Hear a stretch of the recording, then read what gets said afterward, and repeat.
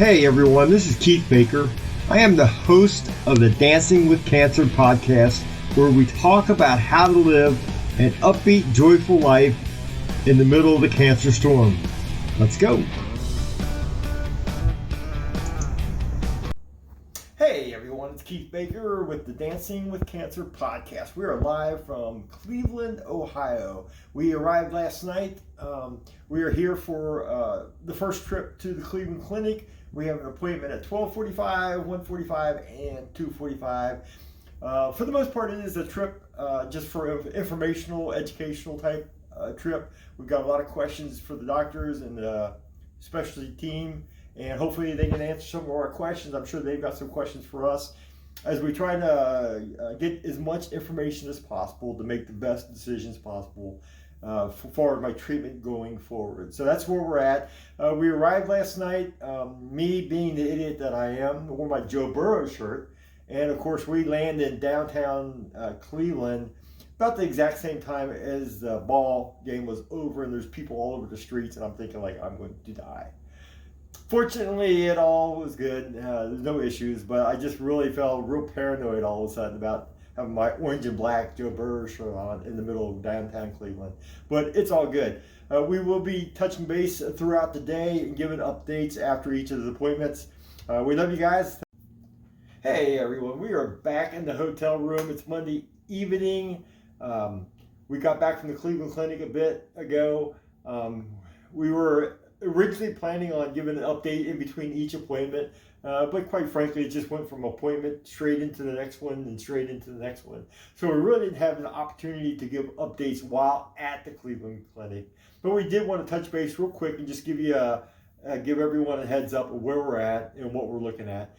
So it was kind of a mixed bag today. The doctor that we spoke to, his specialty again is myelofibrosis, and he, based on my numbers and my situation, they take all that and they put it in the model, and then they give outcomes or projections based on that. But again, it's all percentages, and really you really don't know anything for sure. Anything can still happen. But his projections was for a person with my situation, my numbers, and that kind of thing, was 4 to 9 years is the average that I would live in my situation. Now, when we went on, and the majority of the conversation revolved around the possibility of getting a stem cell transplant at some point in the future, and that's still a possibility at some point in the future. But the discussion, once we learned more about it, was much more grim than we originally thought it would be. And just to break it down to a nutshell, a person, again, with my numbers and my situation, my background, my history, going into a stem cell transplant probably has about a 50% chance of surviving that transplant. So 50% chance of success, 50% chance of not success, and not success meaning not living through it, or at least not living any extended period of time beyond it. You know, it may not die that day, but it may be, in the early months afterwards. So that's kind of where we're at. It is still something we're reviewing at some point in the future. We may have to reconsider. At this point, it looks like there's not going to be a stem cell transplant next year, and unlikely at any point in the future, but we just don't know yet. So that's still kind of open-ended. But I just wanted to give everybody an update of where we're at and what's happening. So there it is. So just to further clarify, right now I am on Jakafi, as you're aware, and that will continue going forward, and we'll continue seeing the doctor on a semi-regular basis, where they'll continue to do lab tests, continue to check my numbers, check my blood counts, and that's really the driving factor in all of this. Is if my blood count and numbers stay high or level off where they are, then that would be good and helps the situation. If they start going down again or take a nosedive, that's when things get more severe, and so on, and that kind of thing. So as of right now, the plan is just to proceed on as we've been doing, taking the Jakafi, going to the doctor on a regular basis, and just kind of monitoring everything. and seeing how that goes. And we'll go from there. Hey guys, we are back from Cleveland and we are at home and all is good. If you recall, we are in the middle of a conversation about who's going to pay for everything. And we talked some about the fear of having more money going out than coming in. And if you recall, last week we talked about the nature of God, that God is by nature a giving God. And we looked at different aspects of that, whether it was Him being a supplier of our needs, provider of our needs, whether it was Him taking care of us, um, whether it was Him giving His Son to die on the cross for us, whether it was Him, the passage that says, every good and perfect gift comes from above. And so we kind of talked about that last week, was the nature of God. Of course, if God is the giver, then who is the receiver? And in big, broad, general terms, the receiver, of course, is mankind, or, yeah, humankind, mankind. But more specifically, the receiver is you and me. And so then the question becomes, well, how do we respond to this giving that God is doing, that God has initiated, that God has been proactive with? And that's what we want to talk about today a little bit. But we're going to start off a little different, and I just felt like I wanted to share part of our story. Kathy and I, of course, we've been married 44 years. So in 1979, 1979, I graduated from high school as a 17-year-old. In August of 1979, I became 18 years old. And in December of 1979, Kathy and I got married. So yes, I got married as an 18-year-old. At the time, it seemed like the right thing to do, and we felt God was in it. And, I was 18 years old. I was an adult. I can make my own decisions, kind of thing. As most of you know, I've been done youth ministry or worked with teens most of my adult life. And looking at a lot of the 18-year-olds in my youth groups, I think, wow, I got married at 18. That's crazy. But either way, God was in it, and He made up for sometimes my own naivety or some stupid things that I did as a young man. But again, it is good. We have survived it all, and then God has blessed it, and it's been a good thing, and it was the right thing, I think. Maybe not the wisest thing, and we probably could have waited a little longer. Anyways, I'm getting off track. So Kathy and I get married at 8. I was 18. She's a year older. In 1979, prior to getting married, I had gotten a job at Newtones, which is where her father had worked. And at that time in the Cincinnati area, Newtones was one of those companies that if you get your foot in the door, then you're set for life, kind of thing. And so we felt good about that. So I had a secure job when we got married. Again, 18 years old. Maybe a year into our marriage, year and a half into it, somewhere in that ballpark, I get laid off. We hit the early 80s, and there, if you recall, historically in the United States, there's a huge recession. A lot of jobs get lost. A lot of companies go under. Newtones survived, but they had to downsize quite a bit. And unfortunately, because I was one of the newer employees, I became part of the downsizing. And so initially, it was like, you know what? I'm 19 years old, 20 years old. Not a big deal. We'll survive this, and we just plug it away. And of course, at the time, because there's a recession, it's not a lot of jobs available. And so I'm doing a lot of odd jobs. And a friend of ours from our church had a landscaping company, and he asked if I wanted to help out there. And so I was working for him, landscaping. But again, it wasn't a great income. I was very thrilled with the opportunity. But there wasn't like a lot of money in that, and there was no health benefits, that kind of thing. And so we did that again, doing an odd job, doing anything we could do to scrape together some money. And I remember while we're in this time of life, we get the greatest news in the world that Kathy is pregnant with our son Christopher. Now, of course, I was super excited, super stoked, but of course, it didn't take long for me to come to the realization that, hey, Kathy's pregnant and I'm doing all these odd jobs, but I don't really have a career job. I don't really have a job, and I have no health insurance.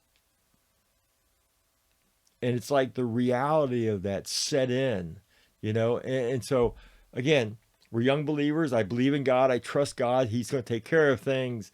Um, and for me, as a 20-year-old, um,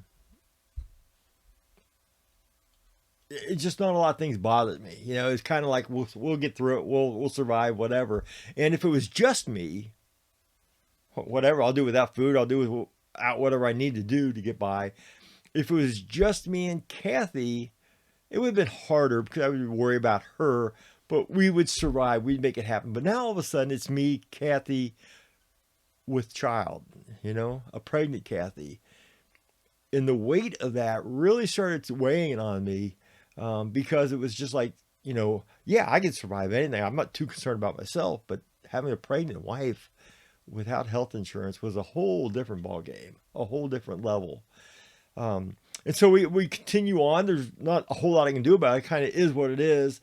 And I remember talking to one of our friends at church, and this friend asked me, said, hey, are you paying your tithes? I'm just curious. And I said, yes, we do. I kind of was raised in church, and that part of that, that almost like an automatic thing is part of being, living the life as a Christian, if you will. From my mindset at that point.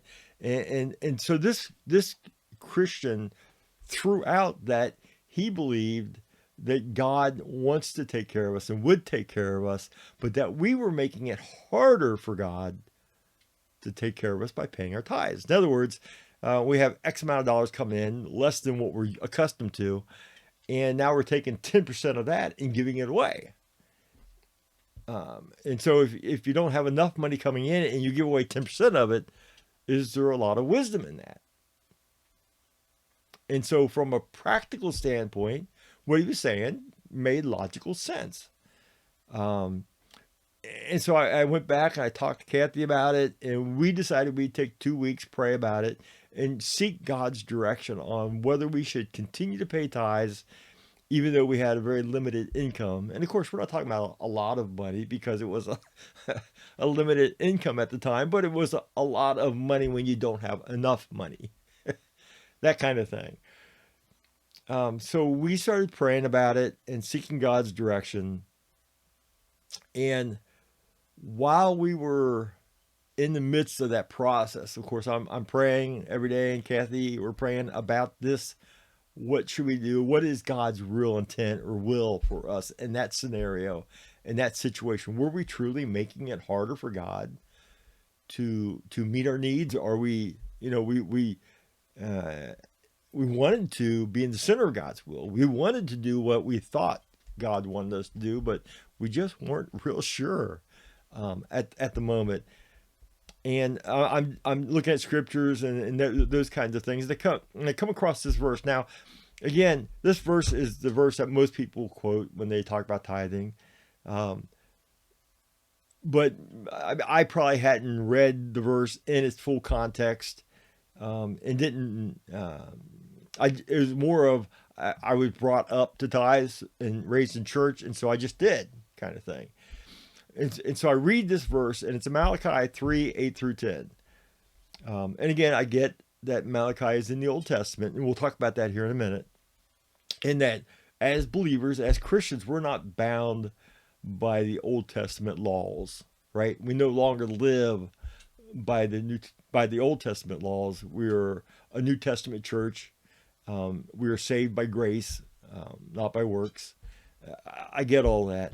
And we'll touch on that a little more here. But Malachi 3, 8 through 10 says, will a mere mortal rob God? Yet you rob me. But you ask, how are we robbing you? In tithes and offerings, you are under a curse, your whole nation, because you are robbing me. Bring the whole tithe into the storehouse, that there may be food in my house.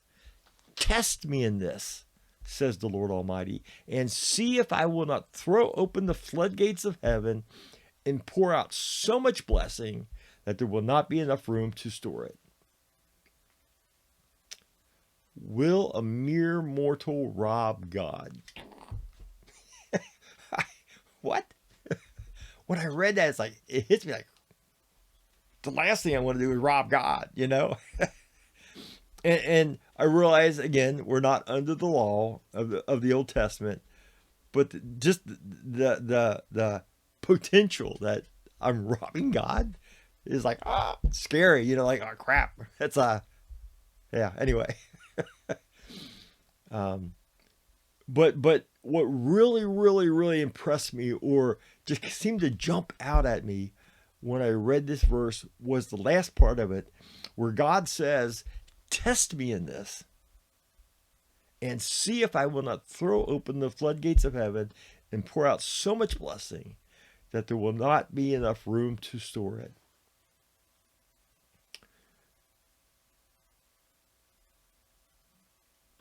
Now, there is one other verse I wanted to share real quick, and this kind of addresses to me the part where I often hear people say, hey, we're a New Testament church, we're not bound by the laws of the Old Testament, and therefore tithing is no longer required.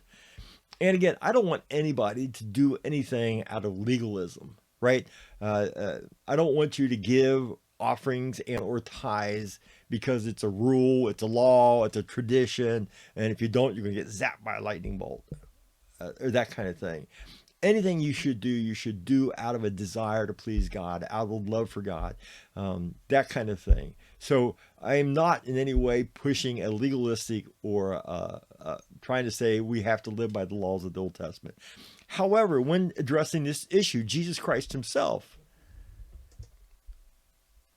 in Matthew 23:23 says, will a mere Matthew 23:23, this is Jesus talking. He's talking to the Pharisees, which were the religious leaders at the time. So he's talking to religious people, church people. He's talking to their leaders, right? He says, woe to you, teachers of the law and Pharisees, you hypocrites. Kind of harsh. You give a tenth of your spices, mint, dill, and cumin, but you have neglected the more important matters of the law, justice, mercy, and faithfulness. You should have practiced the latter without neglecting the former. Now, in my mind, in this passage, Jesus makes it very clear that he's not happy with the Pharisees, with the religious people, with the church leadership at that time, specifically because they were living by the letter of the law, but they lost the heart of the law. They were living by the rules. You know, look at me. I'm a good person. I'm doing what's right. I'm following the rules. But they didn't understand the heart of God and the intent of the law. And so they were given their 10%, their tithe. And again, in that time period, they didn't get a paycheck like you and I do as such. Many of them lived on farms, agriculture, or, you know, a lot of times they trade supplies, that kind of stuff. So what they gave was 10% of what they had, whether it was spices or cattle or whatever type thing.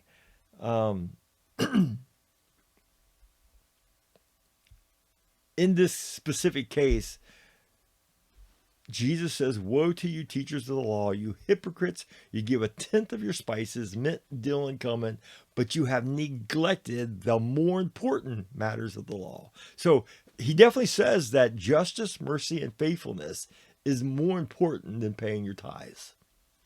I have no argument with that.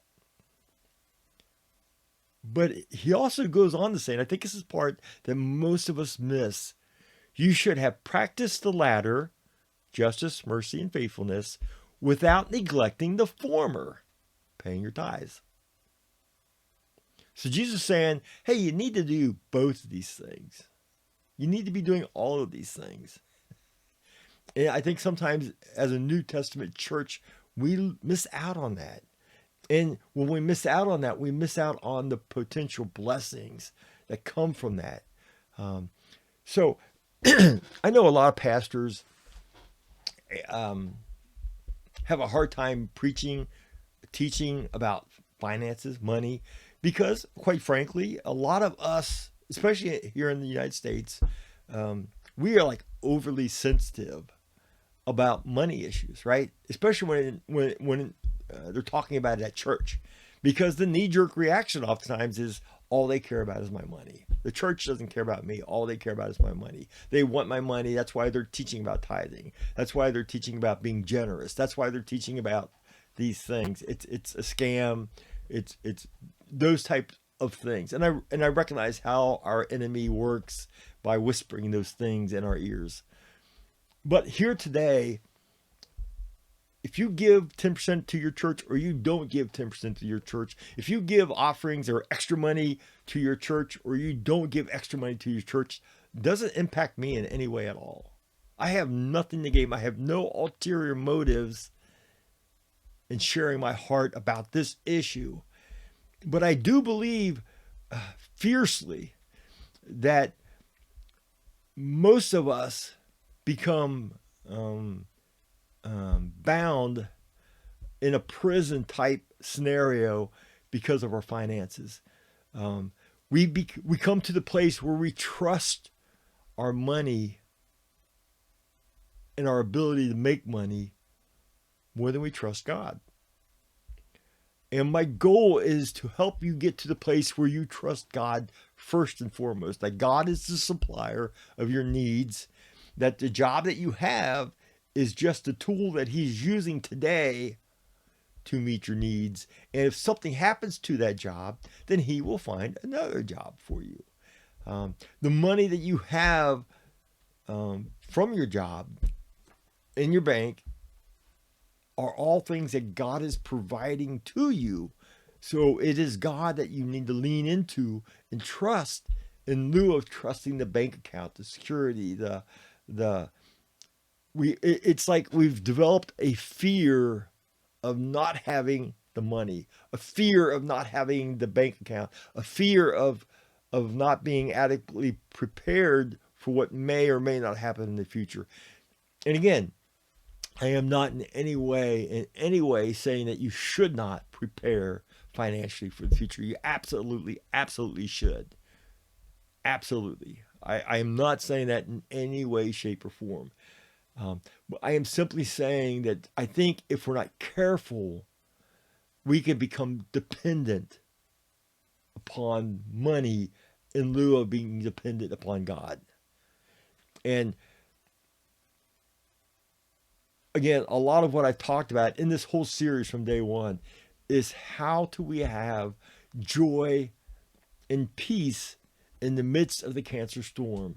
Or how do we have joy and peace in the midst of whatever challenges or struggles you may be going through? And I believe that it is something that God promises us, but I think there are certain actions and choices we make that can increase that or decrease that. And I think this is a huge one. When we trust money more than we trust God to provide for us, when we trust our own abilities to get a job and work and do those things more than we trust God to take care of us, then I believe we block God's ability to give us as much joy and as much peace as he wants to give us. We create a barrier to those things because we're relying on ourselves in lieu of relying on God. So in my situation, right, we were at this crossroads where we were trying to decide, do we continue tithing? I'm doing odd jobs and some landscaping work, making a little money on the side. I'm not making as much money as I was or as much money as I need to be making. We're squeezing by, but it's tight and those kinds of things. Am I making life harder on God by giving tithes? And as we prayed about this, we felt like for us that God wanted us to continue to pay tithes, that we were to test him. And it's almost like the thought occurred to me that, you know what, if our God is what I always thought he was and always claimed that he was, if our God truly was there with David when he fought Goliath, right? If our God was with Daniel in the lion's den and protected Daniel from the lion, if our God was with Shadrach, Meshach, and Abednego when they were in the fiery furnace and they did not get burned, if our God parted the Red Sea for Moses, then my little tiny bills is nothing for God. That there's if God truly owns the cattle on 1,000 hills, then my bills are nothing to God. It's not a big deal. And even if I give away 10% of what I got coming in, can God overcome that? If he owns the cattle on 1,000 hills, if he parted the Red Sea, if he was with Daniel in the lion's den, then my God is big enough to overcome all that and still be able to take care of Keith Baker. And that was where we landed.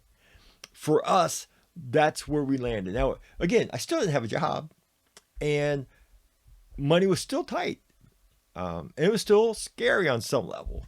But that's the choice we made together, Kathy and I. And within a week of making that choice, right? At the time we were living in Oakley, a suburb of Cincinnati, Ohio. And we were at Hyde Park Kroger. We were coming in the Hyde Park Kroger, and a person walks up to me, gives me an envelope, and says, "I don't know who you are, but God told me to give this to you," and walks away. Now, typically, if I'm being honest here, typically when somebody walks up to me and says, "Hey, God told me to tell you this," or "God told me to do," fill in the blank, for whatever reason, and maybe I shouldn't be, but honestly, I tend to be skeptical when those things happen. It's just kind of a knee-jerk thing. It doesn't mean I deny it or avoid it, but there's something inside of me that oftentimes is a little skeptical of those things. But in this case, someone walks up to us, gives me an envelope, and says, "Hey, God told me to tell you to give this to you," and he walks away. Never seen him before, never seen him since. Don't know who it was.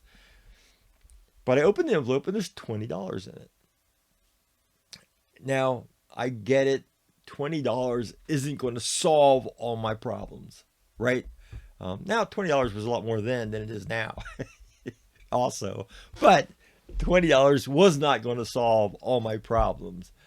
But it was as if God had reached down, tapped me on the shoulder, and said, "Hey, Keith, I've got this. I've got this. You can trust me."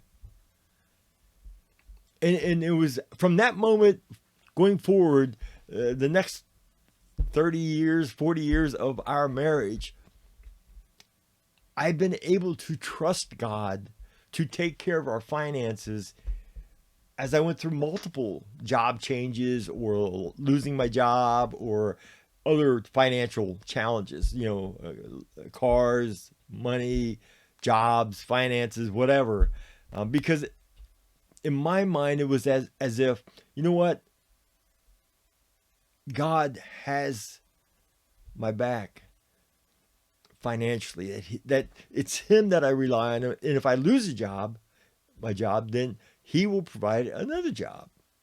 It's not my job that I need to lean on. It's God that I need to lean on and trust. Now, the story gets better, right? Because within a few more weeks after this, another friend from church comes up to me and says, "Hey, Keith, I heard that you were unemployed and my company where I work is hiring. Are you interested?" And we talked a little bit about what the job was and what it meant and where it was at and that kind of stuff. I said, "Sure. I'm desperately looking for a more of a career type job versus what I was doing, which was basically just making ends meet week to week kind of thing. And so I do an interview, I go through the interview process, I get hired on a structural steel company as a laborer, which is like the bottom line, introductory type position, the lowest paid.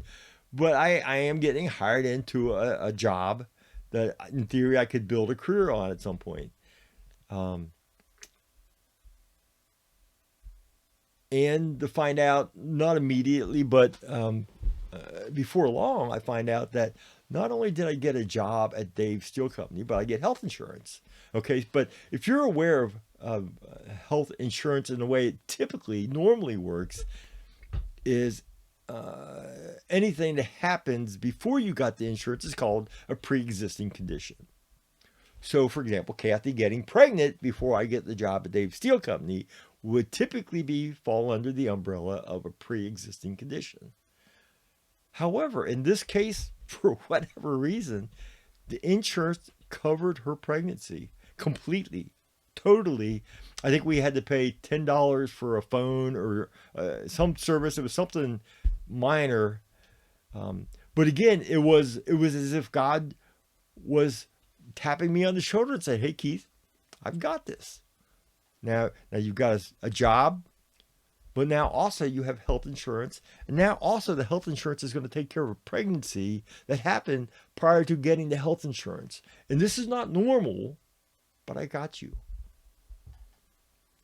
And so my challenge to everyone is to, again, whether you pay tithes or not, that's between you and God.